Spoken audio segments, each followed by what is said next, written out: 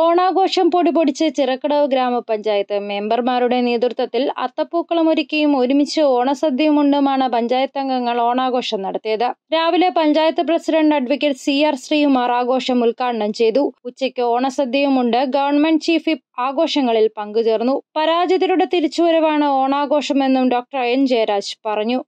നമുക്കറിയാം, ഓണം ഒരർത്ഥത്തിൽ പരാജിതന്റെ തിരിച്ചുവരവാണ്. ഓണത്തിൻ്റെ മിത്ത് മാവേലിയുടെ പാതാളത്തിലേക്ക് മാവേലി ചവിട്ടിത്താഴ്ത്തിയ കഥയാണ്. പക്ഷെ ആ മടങ്ങിവരവിനെ നമ്മൾ ആഘോഷിക്കുകയാണ്.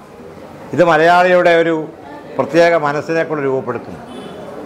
പാർശ്വവൽക്കരിക്കപ്പെട്ടവൻ്റെയും തമസ്കരിക്കപ്പെട്ടവൻ്റെയും ആരംഭമില്ലാത്തവൻ്റെയും അവൻ്റെ തിരിച്ചുവരവിൻ്റെ ആഘോഷങ്ങളെ ആഘോഷങ്ങളാക്കി മാറ്റുമ്പോഴാണ് ഓണം യഥാർത്ഥത്തിൻ്റെ പൂർണ്ണമായ അർത്ഥത്തിലെത്തുന്നത്.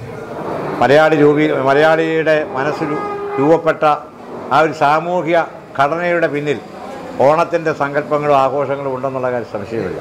പഞ്ചായത്ത് വൈസ് പ്രസിഡന്റ് സതി സുരേന്ദ്രൻ, ക്ഷേമകാര്യ standing committee chairman Sumesh Andrews, Antony Martin, മറ്റംഗങ്ങൾ തുടങ്ങിയവർ പങ്കെടുത്തു.